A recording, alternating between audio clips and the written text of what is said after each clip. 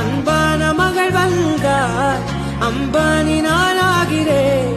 இந்த இன்ப மகாராஜ பெற்ற புதுரோத எலிசபெத் ராணியின் பேத்தியே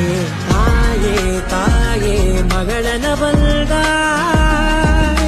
தந்தை சிந்தை நலமுற வந்தாய் நீயே லோகம் என்று